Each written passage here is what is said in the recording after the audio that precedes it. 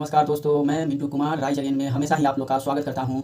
तो आज फिर से मैं एक नया टॉपिक लेके आया हूँ। वो किसी और देश की बात नहीं बल्कि हमारे देश भारत की बात है, जिसके उत्तर में हिमालय, दक्षिण में हिंद महासागर, पूरब में बंगाल की खाड़ी और पश्चिम में अरब सागर है। क्या आपने कभी सोचा है कि हमारे देश यानी भारत के कितने नाम हो सकते हैं? बल्कि एक नहीं, दो नहीं, बल्कि पूरे 7 से 8 नाम हैं। हमारे देश के कुछ नाम हमारी ही संस्कृति और हमारे ही लोगों के बेस पर पड़ा, और कुछ नाम हमारे देश में विदेशी लोग आए और उन्होंने अपने बेस पे हमारे देश का नामकरण किया। अलग-अलग समय पर अलग-अलग लोग आए और हमारे देश का नामकरण किया। जैसे हम बात कर लेते हैं, हमारे देश का ऑफिशियल रूप से 2 ही नाम है, इंडिया अर्थात भारत, जो कि हमारे संविधान में लिखित है अनुच्छेद 1 में, जबकि अनऑफिशियल रूप से यानी कि हमारे देश के बिहेवियर के रूप पे और अलग-अलग समय पर विदेशी लोग आए, उनके हिसाब से हमारे देश के कुल 7 से 8 नाम है।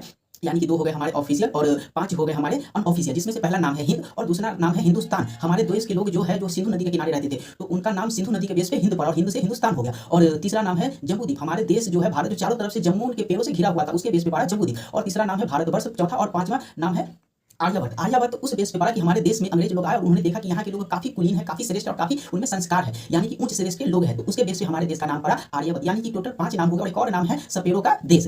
तो चलिए हम बता देते हैं शुरू से कि हमारे देश का 5 नाम अनऑफिशियल रूप से कौन है? हिंद, हिंदुस्तान, भारतवर्ष, जम्बूद्वीप, आर्यभट्ट और एक सपेरों का देश। आपने कभी सोचा है कि हमारे देश के की आज़ादी 15 अगस्त 1947 को हुई, जबकि संविधान सभा की बैठक 9 दिसंबर 1946 को हुई। जबकि हमारा देश 15 अगस्त 1947 को आजाद हुआ, तो संविधान लिखने की प्रक्रिया 9 दिसंबर 1946 से ही हो गई थी। उसके बाद लगभग 2 साल 11 महीने 18 दिन की मेहनत के बाद हमारा संविधान बनकर तैयार हो गया। यानी कि 26 नवंबर 1949 को हमारा संविधान बनकर पूरी तरह तैयार हो गया। और यही कारण है कि हम 26 नवंबर को संविधान दिवस मनाते हैं, जबकि इसे लागू किया गया 26 जनवरी 1950 को। और इसका सबसे बड़ा कारण है कि स्वतंत्र स्वराज की मांग पहली बार 26 जनवरी 1930 को की गई थी। और इसी दिन को ध्यान में रखते हुए हमारे देश के लोगों ने, स्वतंत्रता सेनानी ने एक संगठन बुलाई और उसने सबने इंप्लीमेंट किया कि हम संविधान दिवस यानी लागू करेंगे 26 जनवरी 1950 को, और उस दिन को गणतंत्र दिवस के रूप में यानी कि रिपब्लिक डे के रूप में मनाएंगे। और इस दिन 2 गान चले जाते हैं, एक है राष्ट्रीय गान और एक है राष्ट्रीय गीत। आपने कभी सोचा है कि राष्ट्रीय गान किसे रिप्रेजेंट करता है, राष्ट्रीय गीत किसे रिप्रेजेंट करता है? राष्ट्रीय गान जो हमारा हो गया जन गण मन, जिसे लिखा गया है रविंद्रनाथ टैगोर के द्वारा, ये हमारी एकता को रिप्रेजेंट करता है, ये हमारे भारतवर्ष के भारतीय को यूनियन को रिप्रेजेंट करता है। आप सबके स्कूल में या जहां पर भी झंडारोहण होता है, तो आप सबने देखा होगा कि जैसे ही राष्ट्रीय गान बनता है, गाना प्ले होता है गान, तो सारे लोग एक साथ डिसिप्लिन में खड़े हो जाते हैं, जो कि हमारे एकता को रिप्रेजेंट करता है। और एक हो गया हमारा राष्ट्रीय गीत, जो कि है वंदे भारत, जो बंकिम चंद्र चट्टोपाध्याय द्वारा आनंद मठ के से लिया गया है।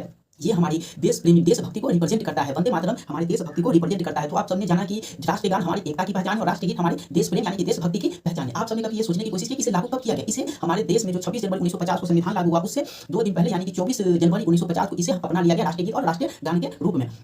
तो ये था हमारा भारत, जिसके बारे में हमने आज बात की। हमारे भारत में न जाने कितने संघर्षों के बाद हमें आज़ादी मिली है, और उसके साथ साथ ही हमें जो भी विरासत में मिली है उसे बढ़ाने का काम हमारा है। आज हम लोगों ने टारगेट रखा है कि 2047 तक हम लोग विकसित भारत का निर्माण करेंगे। अभी हम लोग विकासशील है, जबकि हम लोगों ने टारगेट रखा है कि 2047 तक हमारा देश विकसित हो जाएगा। और हमारे देश में कुछ ही सालों में बुलेट ट्रेन भी चलने वाला है, जो 2027 से स्टार्ट होगा। और यही कारण है कि धीरे धीरे विकसित भारत की ओर हम लोग बढ़ते जा रहे हैं, और दुनिया का तीसरा चौथा इकोनॉमी हो गया हमारा भारत। तो मुझे लगता है इतनी जानकारी काफ़ी है, और हम लोग की नॉलेज के बेस पे भी काफ़ी है, और एग्जाम के व्यू से भी ये काफ़ी है। तो आज के लिए इतना ही रखते हैं, मिलते हैं नेक्स्ट वीडियो में। आप लोग कमेंट करके जरूर बताइएगा कि आप लोग कौन से एग्जाम की तैयारी करते हैं। मैंने तो आपको बता रखा है कि मैं काफ़ी लंबे समय से एक एग्जाम की तैयारी करता हूँ और उसी प्रोसेस में लगा हुआ हूँ। तो चलिए मिलते हैं नेक्स्ट वीडियो में। वॉचिंग के लिए आप सबको धन्यवाद। नमस्कार दोस्तों।